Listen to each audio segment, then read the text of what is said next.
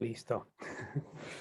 Bueno, muy buenas tardes. Estamos aquí directamente en una conexión entre Santiago de Chile y Woodstock, Illinois, en Estados Unidos, para conversar hoy, esta tarde, con Constanza Mekis, una gran bibliotecóloga de Chile que está, en realidad, tiene una experiencia vasta que vamos a conversar sobre eso, una vasta experiencia promoviendo libros y los libros y la lectura y la relación, especialmente enfocados en los niños y niñas, adolescentes, digamos, y su relación con los libros. Entonces queremos saludar primero y muchas gracias por aceptar la invitación.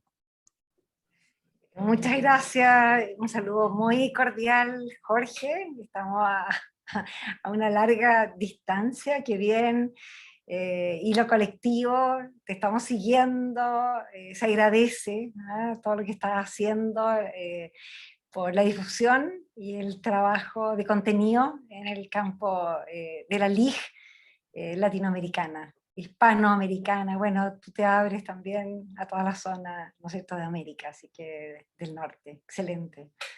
Muchas gracias. Bueno, gracias a ti, Constanza. Primero me gustaría comenzar esta conversación con con alguna reflexión o en el fondo apelar a tus recuerdos, yo creo, y que me cuentes cómo comenzaste tú a ser, cuándo te identificaste como una lectora. Tuviste esa conciencia de decir, me parece que me gusta esto de leer y relacionarme con libros. Uy, eh, pienso inmediatamente en Barba Azul, que me impresionó muchísimo cuando me lo leyeron, y lo leí. Porque fueron como dos momentos muy importantes. Pero creo que el momento más importante para mí fue cuando descubrí un libro maravilloso que la verdad es que lo tengo todavía, mira, aquí envuelto, porque es un libro que está muy, muy, muy antiguo y que se llama Genoveva de Brabante. Ya, imagínate cómo estaba, pobrecito, o sea, que ya, pero tiene sus años, del canónigo Schmidt, y una historia muy preciosa y que me hizo llorar a mares.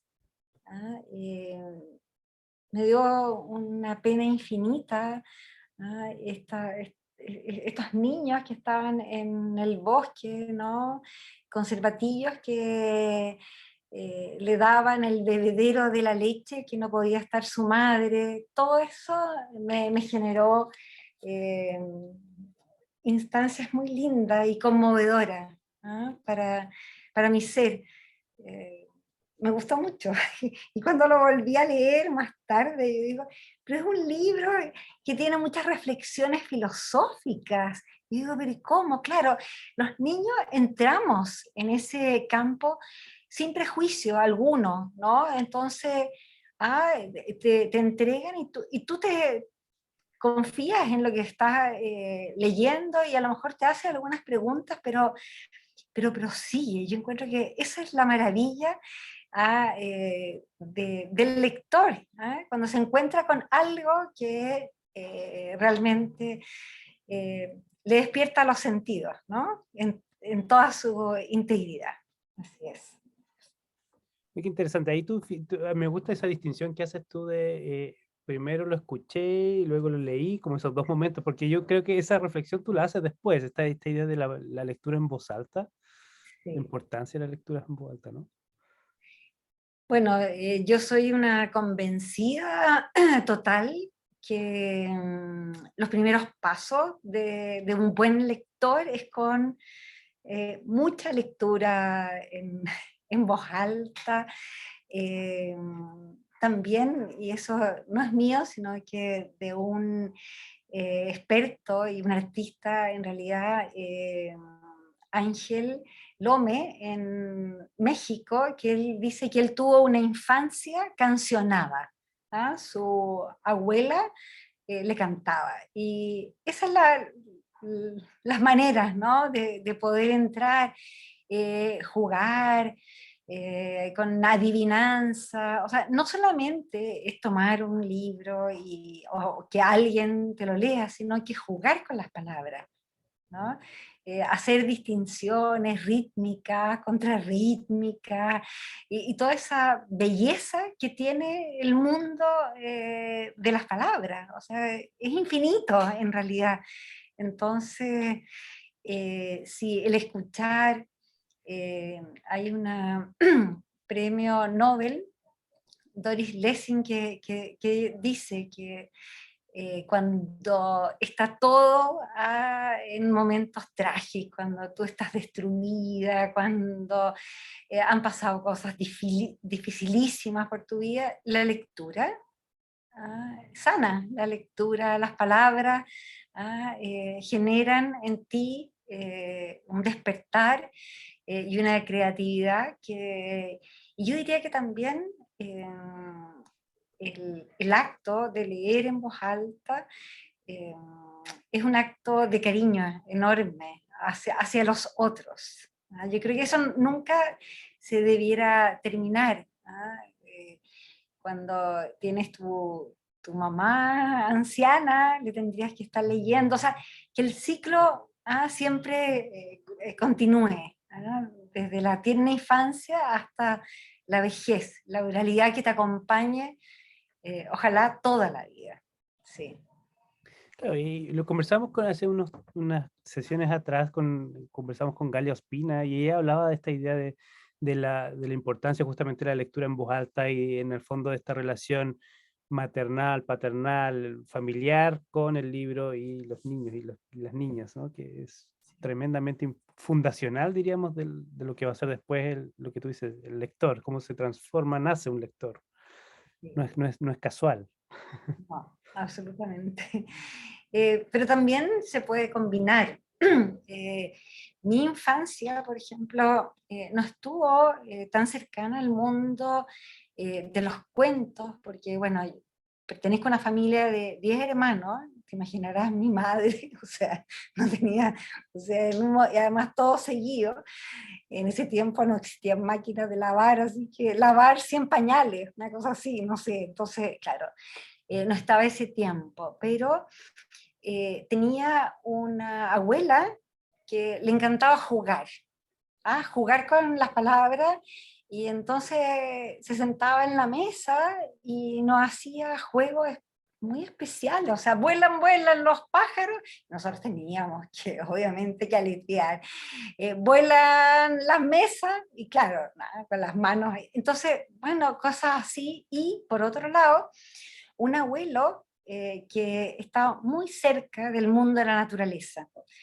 Él cultivaba rosas de distintos colores, un entomólogo amateur que cazaba mariposas, hacía insectario, entonces estaba siempre con pinzas, con lupa, con caza mariposa, o si íbamos al mar, nos mostraba las mareas, ¿no es cierto? Y se quedaba todo un largo tiempo para que nosotros veamos la distinción, las fases de la luna, ¿no? Cuando la luna es creciente, en una C, cosas que tú de niña nunca olvidas, y por lo tanto se abre ese apetito por el conocimiento y esa cosa maravillosa que ojalá uno pudiese ir día a día inculcando a los niños el gusto por saber y despertar su curiosidad. Eso. Porque no solo es leer cuentos, ¿ya? Se lee también un mapa, ¿no?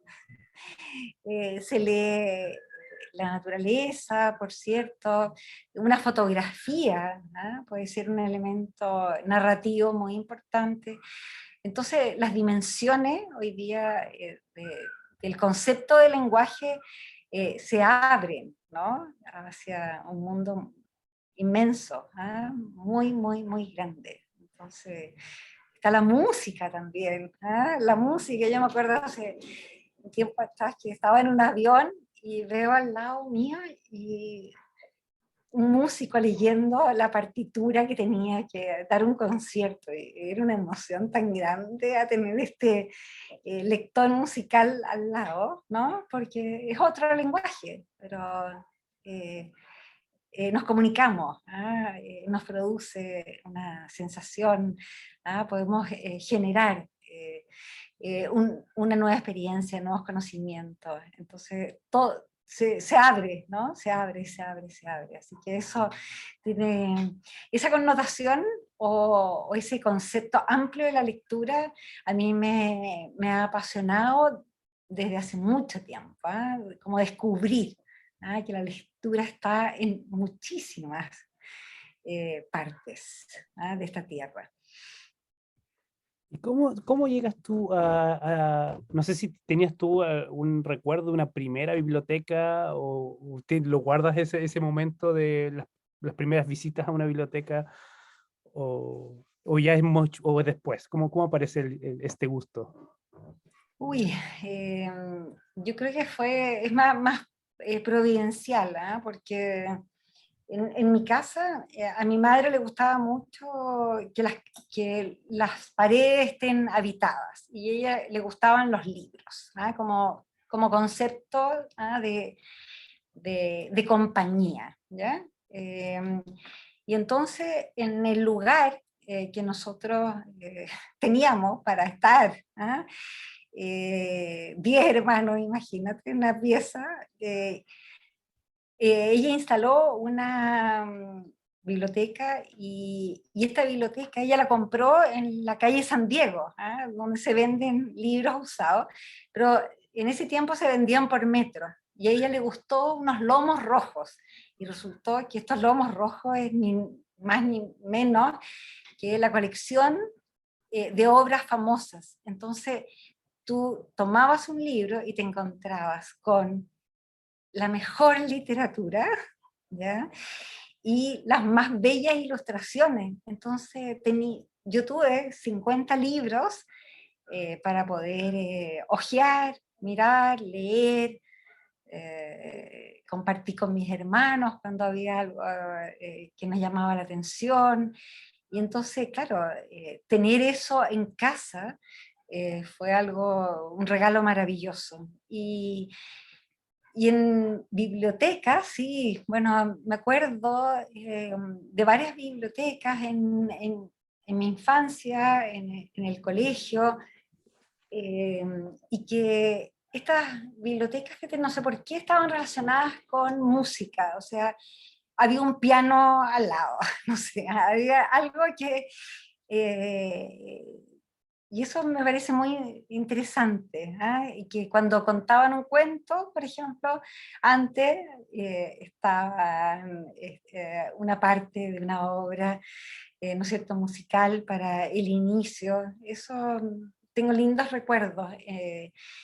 Y claro, en la enseñanza media yo creo que ahí fue el momento que se afianzó el campo de la lectura, porque hubo una bibliotecaria muy importante, la Madame Janine, que, eh, bueno, empezó a conocer mis gustos. Entonces ella me tenía preparado y me decía, mira, ya, leíste La Hora 25 de Giorgio Vigil, ahora podrían ser 4 o 5 títulos. Y ella me hacía a mí a escoger, ¿me entiendes? Entonces siempre fue mi toma de decisiones en base a los conocimientos de los gustos que yo iba desarrollando. Entonces, bueno, tuve la oportunidad de leer Dostoyevsky, a los rusos, a los franceses, en fin, me acuerdo, no sé, de llorar con Hemingway, ¿no? En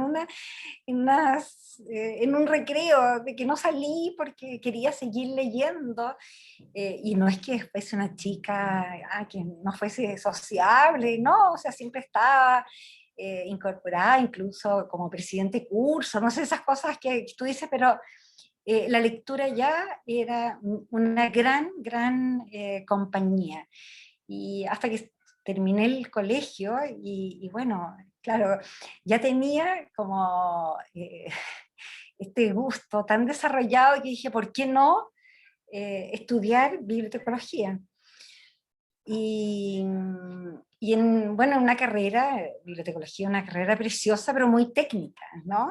Tiene todo un lado muy técnico, muy interesante, porque te daban también, no sé, cursos, no sé, a conocer el mundo de Borges, ¿ya? Durante todo un semestre, o sea, qué fascinación. Y tuve una profesora que vivió en Estados Unidos, Soledad Ferreiro, una gran bibliotecaria. Y ella nos habló en una clase especial que hizo de literatura infantil y de bibliotecas infantiles acerca de su experiencia de bibliotecas en Estados Unidos. Y nos mostró varias técnicas de lectura, los horarios, y ahí fue el clic, de decir, si yo estoy estudiando bibliotecología, yo quiero trabajar con niños, ¿dónde? No sé, en un colegio, en un centro cultural, y ahí partió, ¿no es cierto?, que me recibí y empecé a trabajar en un centro cultural para la juventud, en una biblioteca municipal. Después estuve a cargo de un proyecto en una comuna, de desarrollar unas bibliotecas en una comuna, y después tuve el gran privilegio de trabajar con un equipo desde el Ministerio de Educación y ahí ya a nivel nacional, ¿no? Entonces, eso fue como los pasos, sí. Ya que ya introdujiste el Ministerio de Educación, porque es para quienes no son de Chile, digamos, y que tal vez no conocen a Constanza, ella es muy importante en Chile justamente por las bibliotecas escolares. Si tú haces el análisis de cuál es tu diagnóstico en el momento que comienzas a trabajar en los CRA, digamos, los centros de recursos de aprendizaje, que son estas bibliotecas de aula, ¿no? Y de escuela.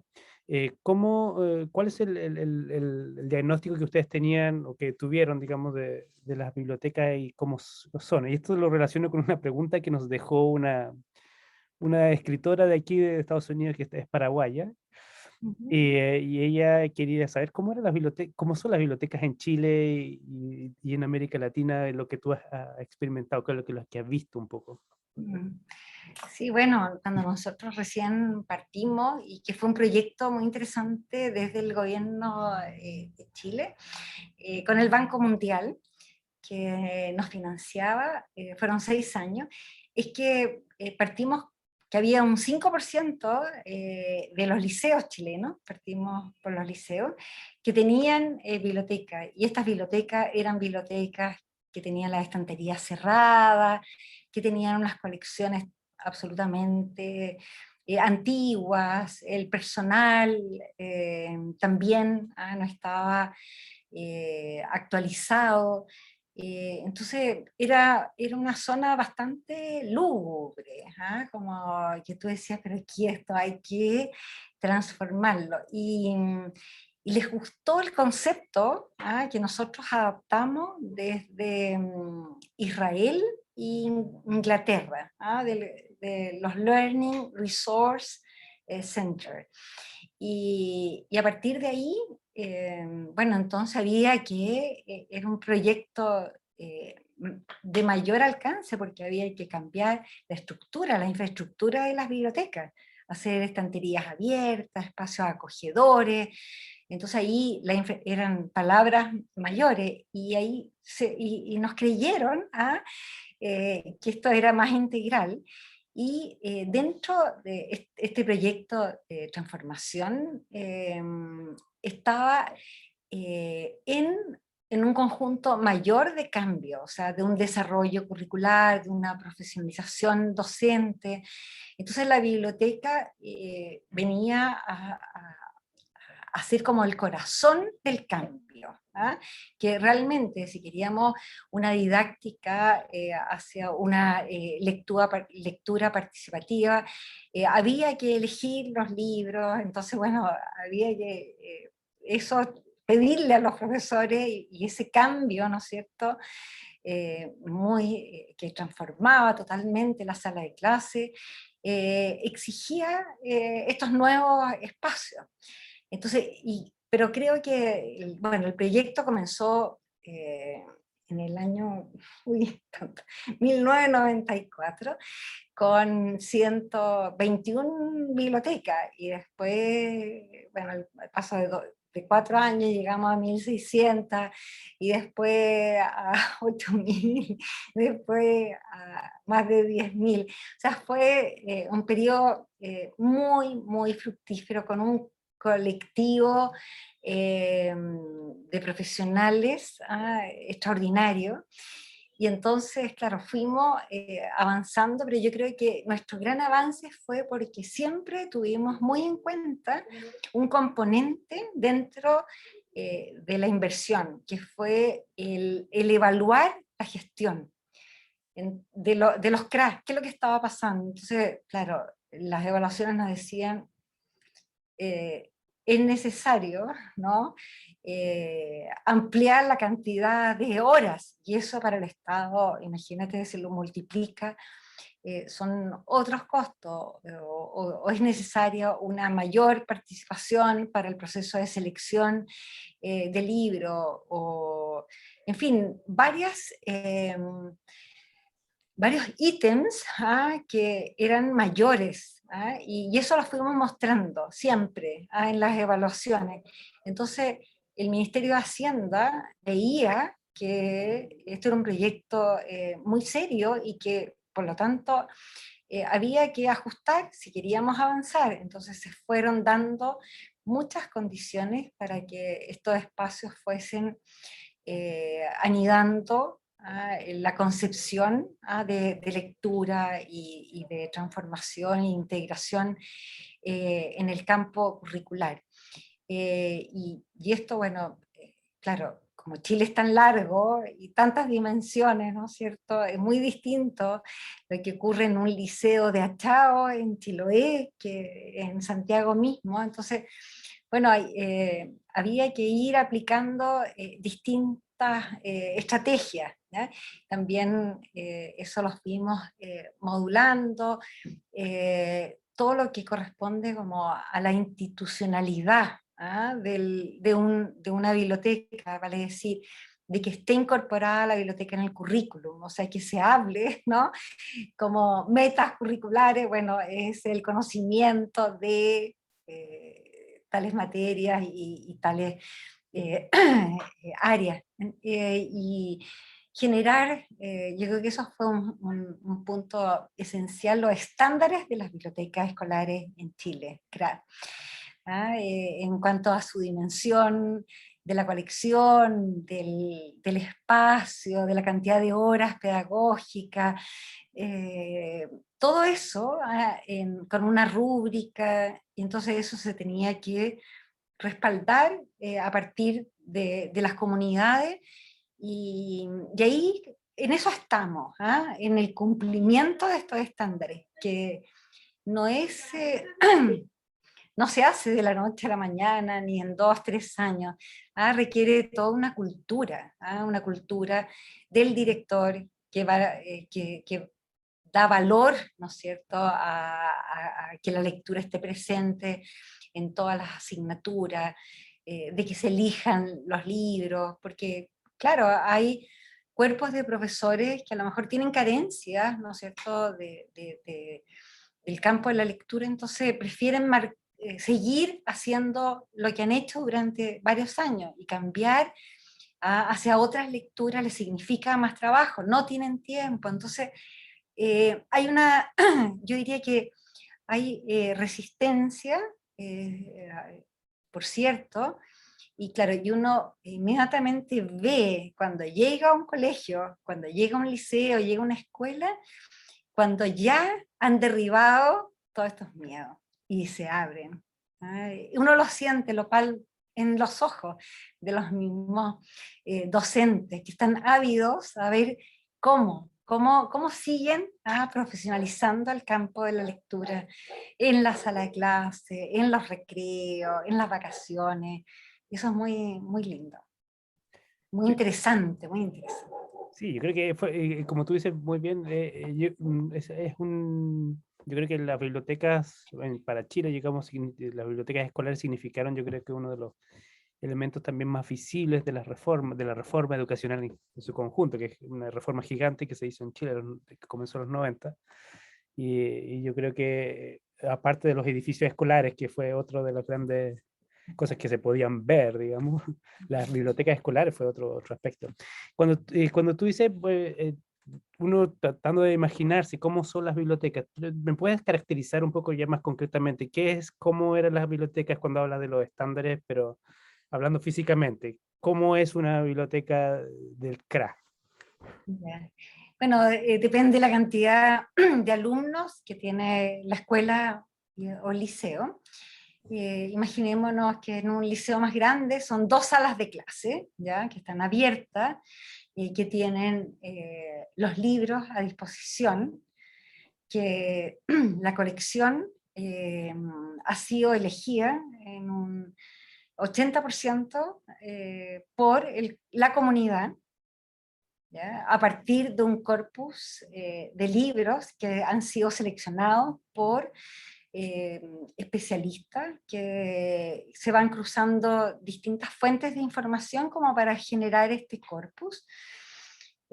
Hay una persona que está a cargo de la biblioteca, que nosotros llamamos el coordinador CRA, que es un profesor que se ha especializado en el campo de la biblioteca, o sea, un teacher librarian, ¿ya?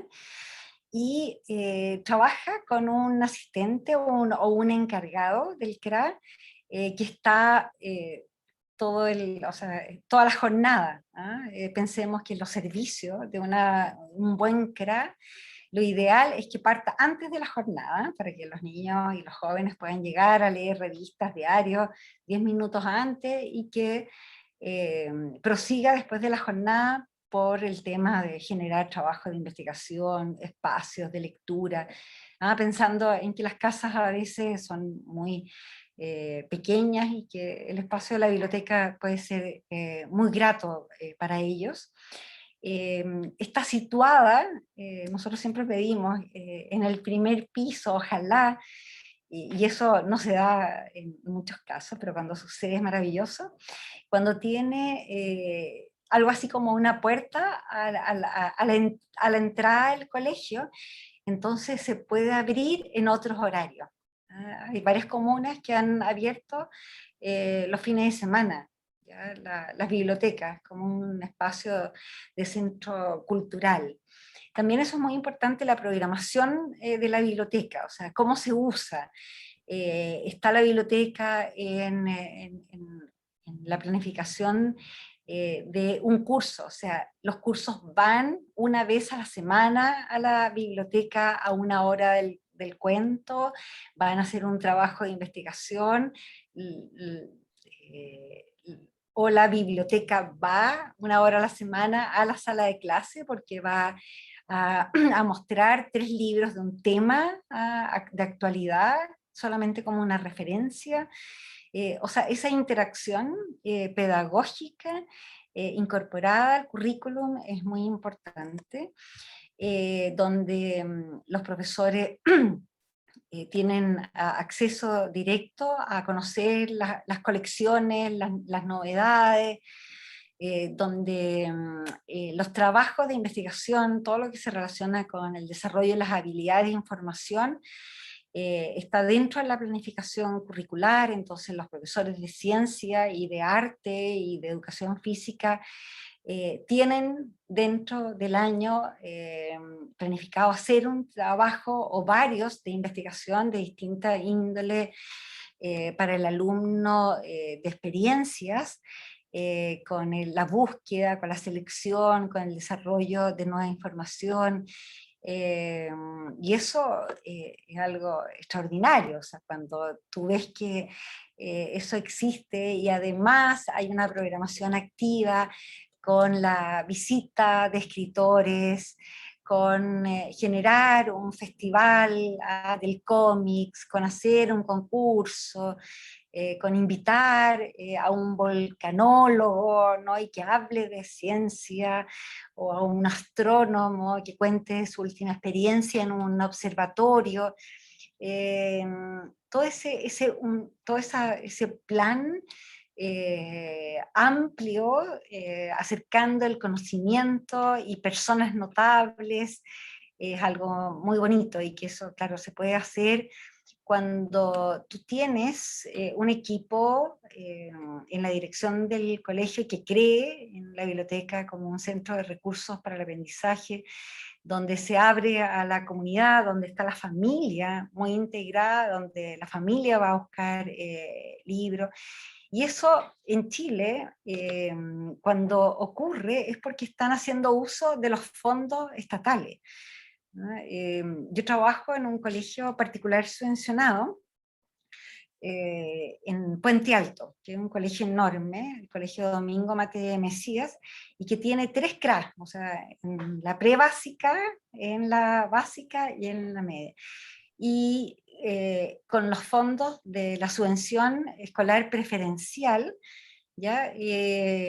Pagan las nuevas colecciones, la visita de escritores, o sea, es cuestión de poner, a ver en qué voy a gastar, ¿no? Lo que tengo yo, lo que yo recibo por la subvención. ¿Lo quiero en comprar pizarras electrónicas o bien a lo mejor alguna y una colección de libros actualizada para ciencia? O sea, son decisiones, ¿no?, que las toma directamente el director y el cuerpo académico. Entonces eso es muy interesante, esa autonomía. Pero claro, esa autonomía es cuando tú tienes plena conciencia, si la lectura quiere estar dentro del plantel educativo como una bandera, ¿no es cierto?, que realmente sea consistente y que dé cuenta de la necesidad de mejorar los logros educativos, ¿eh? Y no solo educativa, yo en eso soy una absoluta convencida. Eh, los primeros indicios de la belleza y de la importancia de un CRA a nosotros nos dieron en una investigación que decía que los niños, al ver estos espacios estéticamente bellos, atractivos, amables, abiertos, que había un espíritu de libertad, generaban una mejor autoestima. Eso, ya. O sea, ese ya es un salto cualitativo de esa persona que está en esa unidad educativa. Entonces, bueno, son tan amplios, ¿no? Todo lo que te permite la sociabilidad también. Cuando tú lees, puedes tener una conciencia del otro, de los otros mayores, entonces algo precioso. Sí. Tú citabas en algún momento, dijiste como estas posibilidades de visitas de escritores, los festivales que se generaban. Yo pienso que inevitablemente, si hay una política tan grande como la que tuvo Chile, inevitablemente hay una relación diferente con los escritores, escritoras y los creadores en general de libros. Yo me imagino un impulso directo o indirecto especialmente a los escritores de libros para niños, ¿no? Escritores e ilustradores. ¿Cómo se dio esa relación? No sé si ustedes tenían alguna cosa concreta, específica de relación, o tal vez se daban como lo que tú decías, como, bueno, sabemos que tal vez los fondos se usaban para esto u otra cosa, pero no había una relación tan directa. Indirecta, yo diría, o sea, que entregábamos a través de algunas coordenadas, ¿no es cierto?, a nivel nacional, de encuentros, con la red de CRA, y llevábamos autores, ¿no? Entonces mostrábamos, y eso mismo era como un modelaje para lo que ellos podían hacer. Y eso también es muy interesante, porque las políticas de Estado tienen que estar interconectada, vale decir, con el Ministerio de la Cultura, ¿no? Y todo un plan que tienen maravilloso de diálogos y movimientos, que invitan a escritores, ¿ya?, a escuelas y a liceos, pero antes han comprado para un curso completo el libro de ese escritor, y entonces hay una secuencia de 4 o 5 espacios para analizar la obra y después invitan al escritor. Entonces es algo muy fructífero, ¿no? Y eso, claro, cada municipio, ¿no? En base a sus creencias, sus intereses, va haciendo estas invitaciones, ¿ah? Creando ciclos, eh, invitando, como te decía, que no solo, y eso es importante, no solo escritores, sino que personas que han aportado a la sociedad en distintas dimensiones. Y que puede ser el director de un hospital, ¿no? Y que cuente su experiencia en los últimos 3 semanas, como también, ¿por qué no? Un bombero, ¿ah? Maravillosa o un pescador, si está. Hay una secuencia eh, no sé, de las profesiones, de los oficios, que te abren para conocer más acerca del mundo. Entonces, son planes más integrales. Yo creo que eso siempre los fuimos dando, o sea, tal cual como nos interesa la diversidad de medios, ¿ya? Impresos, audiovisuales, digitales, naturales, también está la diversidad del conocimiento y de las distintas creencias, ideas, pensamientos. O sea, en una biblioteca cabe, ¿no? Todos los puntos de vista y hay que contrastarlos. Lo importante es ofrecer, ¿no es cierto?, estas distintas miradas o sabores, colores, como tú quieres llamarlo, pero es tremendamente importante para generar un individuo que piense por sí mismo, ¿no? Voy a cambiar tu pequeño giro, no completamente, pero un giro a tu espalda, porque veo que tienes muchos libros no sé en qué lugar estás de tu casa. Estás en tu casa, ¿no? ¿O no? Sí, yo estoy Sí, en mi ¿no? escritorio, sí. Me interesa saber, no es que me interese tanto, pero es que porque hay una intención detrás, pero ¿dónde están los libros en tu casa? Em, la verdad, en todas partes. No hay lugar alguno donde no existan libros. Están en el baño, en la cocina, en los pasillos, en el comedor, en el living, obviamente en el escritorio. O sea, a ver, en la entrada, no, te podría decir que, y si estoy pensando donde tengo una pequeña terraza, en este momento también libros, diarios, revistas, o sea, es un sinfín de Hay una materiales. invasión. Sí, sí, y cada vez estoy como bibliotecaria, ¿no? Dicen casa de herrero, cuchillo de palo. Ajá. Yo intento, dentro de mi tiempo de vacaciones, tener una semana nada más que para ordenar, ¿ya? O sea, entonces me da el gusto, ¿no es cierto?, de que todos esos libros que trabajé acerca del mundo de la poesía, ¿no es cierto? Bueno, como bibliotecaria, clasificarlo y tenerlo nuevamente como en un pequeño redil. Y siempre encuentro maravilla. O sea, es un proceso que para mí es de un gusto enorme, porque tú dices, pero una semana de tus vacaciones dedicadas a ordenar tu biblioteca, es que eso me ordena el alma, ¿no? O sea, todo lo que viene por delante.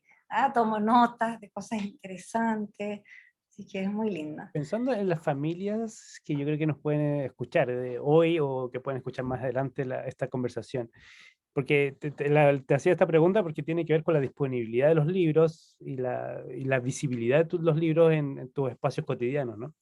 Entonces, ¿qué consejos tú les darías? Algunos consejos, digamos, de alguien que dice, me gustaría que mis niños, niñas o mis sobrinos, nietos, nietas lean más o tengan un acercamiento diferente a los libros. ¿Qué consejos tú Ay, podrías dar? mira, tengo este libro, ya, cultivar la lectura en familia, así que tiene que ser, sí, pero a ver, algunos esbozos. ya mencioné la lectura en voz alta, la capacidad de generar diálogos en la mesa, en distintos lugares de la casa, el conformar pequeñas bibliotecas en los dormitorios, en los distintos lugares. También que existan libros al azar, o sea, que tú vayas dejando así debajo una almohada, cosas así como que tú dices, ¿y esto qué? Y eso es increíble cómo despierta el gusto por la lectura. También creo muy importante que los padres tengan semanalmente una programación activa para acercarse al mundo de la naturaleza y de la cultura. Ir a museos, o sea, tener eso, ir a una librería, visitar una biblioteca pública, pasear por el parque, ir a conocer algo, no sé, en el campo de la ciencia, ir a conversar con alguien, ¿no? Una conversación con alguien que puede ser hasta el panadero, ¿no? O sea, y creo que el panadero te puede generar una gran cantidad de conocimientos y de momentos que tú dices, oh, o sea, ¿qué hora se levanta? ¿No? O sea, como tomar conciencia de cosas, y dónde compra, y cómo es el horno, y todo eso, y los tipos de panes, y a quién le gusta, son historias. Yo recién acabo de estar en una comida justamente con un panadero, y con un artista, en fin, una comida muy entretenida. Y claro, y había una periodista y un geofísico, ella chilena, él italiano, y se habían conocido en una panadería, y el panadero con todo esto, entonces tú dices también una panadería puede ser espacio de encuentros especiales. Oh, genial. Y mira, todos estos consejos que dices tienen mucho que ver también con los consejos que se dan a la gente que escribe. O sea, ponte a leer varios libros, distintos géneros, trata de explorar. Mm, Luego sale de tu casa, porque ya no puedes dejar tu cabeza metida siempre en la misma historia, sino que tienes que claro, salir, experimentar sí, cosas, conversar con gente. Entonces, en el fondo es como la base para la creación, ¿no? Es con lo que tú estás sí, proponiendo. sí. Y jugar con las palabras. Sí.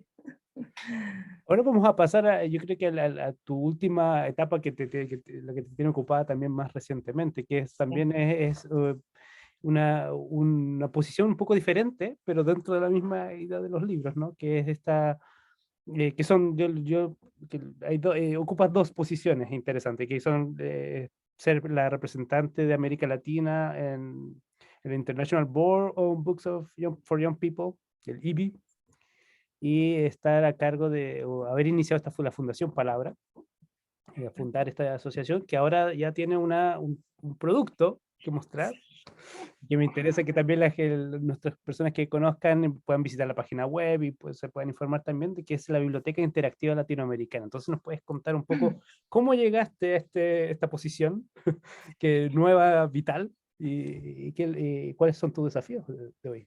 Uy, bueno, nació este gran sueño de formar en Chile la Biblioteca Interactiva Latinoamericana Infantil Juvenil en base al trabajo que hizo la Jela Lepman en Alemania, en Múnich. Ella formó la Biblioteca Internacional para el Libro Infantil y Juvenil después de la guerra, porque ella consideraba que los libros iban a ser un puente de paz para los niños y felicidad. Y, y se creó esto, y bueno, hoy día es realmente un lugar absolutamente extraordinario. Entonces, bueno, ¿por qué no algo focalizado en nuestra región, con nuestras creencias, con nuestros tejidos, con los intereses, ¿no es cierto?, de esta zona? Y bueno, y empezamos a invitar colaboradores, y se armó la Fundación Palabra, y lo que pasa es que porque me hacen una pregunta, pero yo te muestro, pero todo esto, ya, todos estos documentos son los que dan cuenta del cimiento de esta biblioteca, ¿ya? Eh, bueno, el desarrollo de audiencia, cómo conformar la colección, cómo sustentar la biblioteca, toda la parte financiera, la parte comunicacional, en fin, lo que nosotros, ¿no es cierto?, desde Fundación Palabra queremos. Queremos que los niños, niñas y jóvenes sean los protagonistas de una acción muy creativa, que esté la espacialidad, ¿no es cierto?, que sea vivida con alegría, que sea capaz de dar sosiego, de que siempre se estén contando historias, que los acompañemos en que vivan una experiencia amplia de exploración y que ellos mismos vayan descubriendo sus propios gustos, apetencias, y que, no sé, se abran por este mundo gigante del conocimiento. Eso, eso es lo que queremos sembrar, sembrar la curiosidad, el interés, y por distintos valores, y claro, que dé cuenta de las distintas lenguas, culturas, de toda la geografía que es parte de Latinoamérica, y que hace de nuestra región que tenga una riqueza, un tejido cultural extraordinario, o sea, que sorprenda.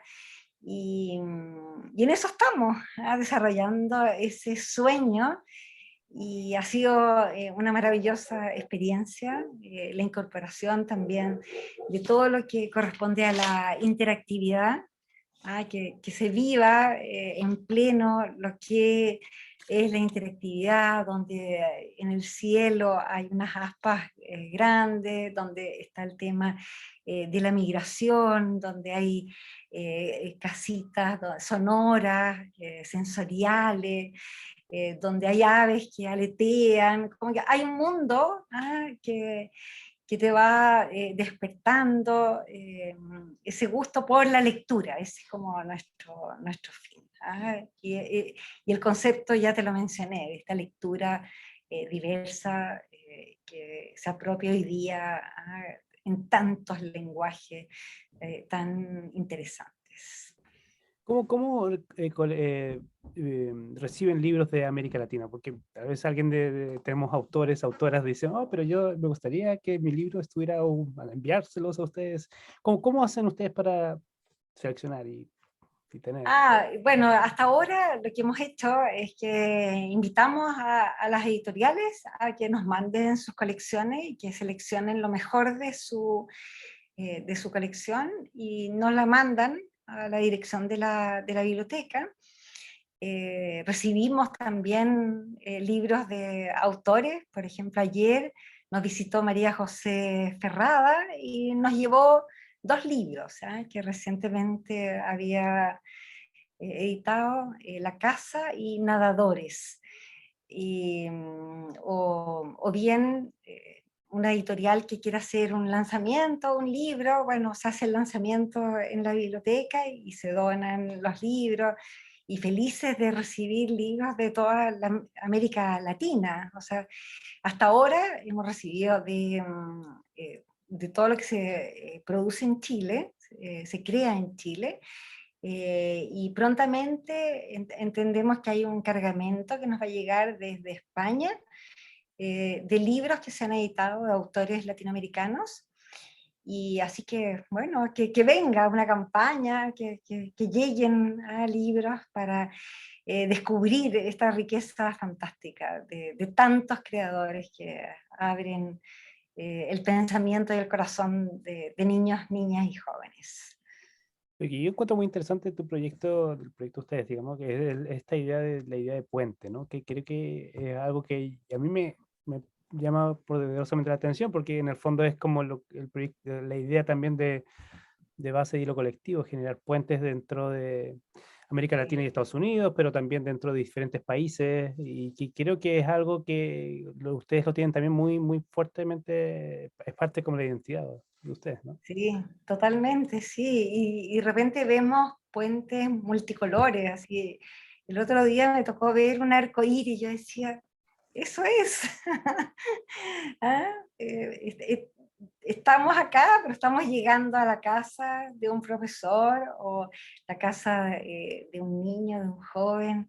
¿Ah? Entonces es eso que se transfiere, ¿no? Y todos esos colores, ¿no?, que tiene el arco iris tan amplio, entendiendo la diversidad de creencias. eh, no sé, hay algunos, como podríamos decir, como verbos clave, ¿ah? Queremos que la biblioteca como acoge, conecte, que convoque, que los niños descubran, que se pueda escuchar, ¿ah? Que la biblioteca sea también un espacio que evoque, que puedan jugar, que puedan ser, no sé, que puedan leer, por supuesto, ¿ah? Sorprenderse, eh, iluminar sus vidas, sí, sí. Ustedes destacan, bueno, en tu historia de vida también lo citaste un poco, la importancia también, no solo de las familias, pero también las comunidades, como en el fondo que, pensando en espacios que no son la escuela necesariamente, ni la familia, que son, es como el espacio intermedio, pero que contiene a las dos, ¿no? Y donde están los escritores, por una parte las escritoras, los ilustradores y ilustradoras, y también están los niños ahí mismo, y me parece que el rol de ustedes, como el rol de la biblioteca, los bibliotecarios, es muy central ahí, ¿no? Exacto, porque claro, son los vínculos, ¿no? Los vínculos territoriales, culturales, sociales, cognitivos, que podemos generar en las comunidades. Em, se van, eh, o sea, yo creo que estamos en una etapa desde la Bilig y desde este espacio muy bonito que pertenece a la Municipalidad de Santiago y que está en una zona sur, Mata Sur, y que felizmente se está desarrollando todo un círculo cultural en la zona que no había, o sea, era muy carente y hoy día están abriéndose, no sé, hay una casa circense, tres casas en realidad, circenses cerca y que conforman un colectivo, hay diseñadores, personas del campo de la música, no sé, recientemente se inauguró una librería, cafetería, zapatería, ¿ya? En el barrio Victoria, y que una de las participantes es zapatera y se llama Victoria, ¿no? Porque su padre le puso así. Y así se van abriendo estos círculos, pero es muy importante todo el vínculo con la junta de vecinos, con los distintos colegios del barrio. Bueno, tenemos contacto con la Corporación Infantil de la Ilustre Municipalidad de Santiago, donde hay jardines infantiles, salas cunas, la Corporación de Educación, donde están los colegios, visitas guiadas. Estamos viendo con la CIF, con la Municipalidad Infantil, llevar bolsas viajeras, ¿no?, a los jardines infantiles. En fin, ir haciendo distintos programas de trabajo con la comunidad. Una experiencia preciosa que a través del área de jóvenes de la municipalidad fueron un grupo del Sename, ¿ya? De niños del Sename, Sename, Servicio Nacional de Menores, niños muy carenciados, con, bueno, una cantidad enorme y ellos llegaron a la biblioteca. Nosotros teníamos todo preparado como una actividad pedagógica, pero ellos llegaron a la biblioteca y no pasaron minutos cuando cada uno de ellos, chicos entre 11 y 17 años, estaba leyendo a su gusto, o sea, y en la posición más insólita, o sea, todos distintos, se tomaron la biblioteca y no solo, o sea, gozaron durante 1 hora y media. Y uno decía, pero miraba esto y yo decía, ¿esto será verdad? ¿Lo que estoy viendo o no? Pero claro, ¿qué pasó ahí? Esos jóvenes se sintieron acogidos amablemente, en un espacio de libertad, y se pusieron a leer lo que querían, de rock, de historieta, de fútbol, de mitología, y cada uno era algo que yo decía, claro, uno no podía tomar, no sé, la cámara y filmar, porque era destruir esa magia maravillosa, además que no cabía, pero quedó en mí algo que me dice claramente, y nos dice a todo el equipo, o sea, queremos lectores, ofrezcamos espacios de calidad, que sean bellos, dulces y que tengan el mejor contenido. Y las mejores personas, ojalá, no sé, atendiendo la amabilidad tan importante. Y yo destacaría dos cosas interesantes de ahí, porque me parece que son, una es que la idea que uno tiene a veces es que las bibliotecas son espacios silenciosos, una Sí, cuestión de tradición, digamos, de que es como que claro. no puedes hablar o no puedes hacer nada, pero esto, todo lo que tú transmites es como, hay un espacio de producción, es un espacio de voz alta, no es un espacio, no es un espacio silencioso como el que estamos, a veces los más mayores, digamos, estamos acostumbrados a pensar la biblioteca como un espacio de silencio muy sacro, tal vez, ¿no? Sí, más de encuentro, de ¿No? diálogo. De diálogo, exactamente. Sí, Y sí. lo otro que yo que destaco, y esto para ti yo creo que es importante también la idea de ciudadanía, pero también de ciudadanía relacionada a algo gratuito, ¿no? No es algo que tú tengas que pagar una entrada para ir a una biblioteca, sino que es algo que está disponible y que está, Sí, y hay que defenderlo en ese sentido, porque siento que sí. muchas veces cuando se habla de presupuestos, a veces algunos se piensan dónde podemos cortar dineros y a veces las bibliotecas están ahí, ¿no? En Sí. ese dilema. Bueno, pero sabemos que la humanidad falta humanizarla, y los libros son puente para ello, entonces todavía tenemos que trabajar, seguir trabajando mucho, y bien sabemos por todo lo que se está viviendo en esta contingencia mundial y la importancia de la cultura. Yo cuando pienso en una biblioteca y cuando pienso en un bibliotecario, es un mediador cultural, amplio, mediador de la palabra, y esa palabra, ¿no es cierto?, que se combina con conocimiento, con patrimonio, con transformación, con comunidad, con experiencia. Eh, es muy amplio, entonces sí, muy vasto, muy interesante, muy desafiante, un tremendo reto. Tenemos las sociedades actuales de acercar a los niños, niñas y jóvenes al mundo de la cultura. ¿El objeto que tú me querías mostrar de infancia es el libro que me mostraste o hay otro de tu infancia? O sea, el objeto que tengo, Ok. sí, a ver, mira, el objeto que tengo, que lo tengo aquí, algo muy bonito de mi infancia, que son mis zapatos, mis primeros zapatos con los que aprendí a caminar. ¿Ya? Y que, bueno, yo vivía en Rancagua, en una zona donde estaba la Braden Copper Company, o sea, Codelco actual, la mina del Teniente. Entonces, mi abuelo tenía la costumbre de que cuando uno aprendía a caminar, esos zapatitos se les daba un baño de cobre, ¿ya? Entonces, bueno, aquí los conservo. Bueno, yo nací en verano, así que aprendí a caminar también en verano, así que son unas sandalias con unos ojitos para ver. Así que son, sí, las conservo. y tanto así que también yo tengo 4 hijos y también se los hice a mis 4 hijos, así que los tengo por acá, así que te los voy a Perfecto. mostrar. No sé si se alcanzan a ver, pero ahí están. ¿Se alcanzan a ver? Sí, sí, Ahí están qué bonito. los 4 zapatos que vendieron a caminar por este mundo. Así es. Bueno, y antes de despedirnos, yo me gustaría que como buena bibliotecaria nos digas, tal vez pienses, y esto va a ser muy difícil, porque, pero tal vez no tan difícil, porque es una pregunta usual, ¿no?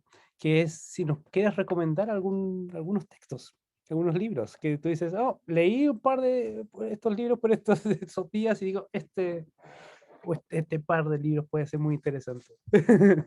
Uy, tantos, tantos, tantos. A ver, leí una novela muy interesante de un argentino, eh, Los Llanos, de Federico Falcó, que es una historia de que él decide emigrar de la ciudad al campo y hacer una huerta. Entonces describe el proceso de generar una huerta y lo que se relaciona con la memoria, ¿no es cierto? Todo eso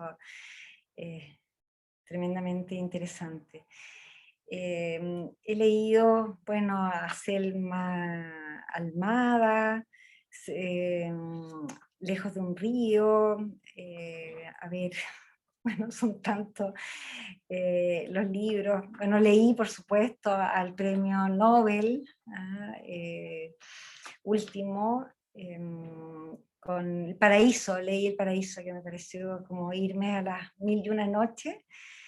Eh, También, bueno, la escritora, la Maggie O'Neill, eh, bueno, a la Wisława Szymborska, me gusta mucho su prosa eh, y su narrativa, encuentro muy interesante. Estoy siempre pero son cientos en realidad de libros que uno podría recomendar, porque claro, uno va leyendo, pero claro, o lees poesía, o lees algo más de historia, o que se relaciona más con el campo filosófico. A ver qué tengo por acá. Por ejemplo, aquí tengo este libro de poesía Drone, que es muy interesante, Christian Advanter, que te da cuenta como el lenguaje, ¿no es cierto?, byte, o este de la Siri Ursted, Los espejismos de la certeza, que, bueno, ahí está todas ideas, ¿no es cierto?, del mundo contemporáneo. Voy mezclando, soy muy ecléctica y muy abierta a nuevas lecturas. Y dedico parte de mi día, lo consagro a leer como algo muy, muy importante en mi vida. Tanto como comer o dormir. Y eso es importante para mantener, digamos, la sensibilidad, ¿no? La sensibilidad con el Sí, mundo. Yo creo que es un diálogo muy íntimo también, ¿no? Muy profundo que se establece ahí. sí, así es. Bueno, yo te agradezco mucho esta hora que estuviste con nosotros, Constanza, y espero que sigamos, siempre vamos a seguir en comunicación, pero Sí, yo te agradezco que estés con nosotros en un momento tan importante de Chile, que hoy día justamente tenemos un nuevo presidente en Chile. así es. Y creo que eh, nos gustaría seguir conociendo, yo creo, de tus proyectos y tus ideas. Yo pienso que tal vez cuando lo subamos esto en YouTube voy a poner tal vez el link de la Billy. Ay, Creo que sería sí, interesante para que la gente lo pueda visitar y tal vez entrar en contacto si tienen ideas o les gustaría tal vez conversar con ustedes de alguna forma y establecer estos puentes, ¿no? exacto. Encantada. Muchísimas gracias, Jorge, por esta invitación a Hilo Colectivo y seguimos. Seguimos.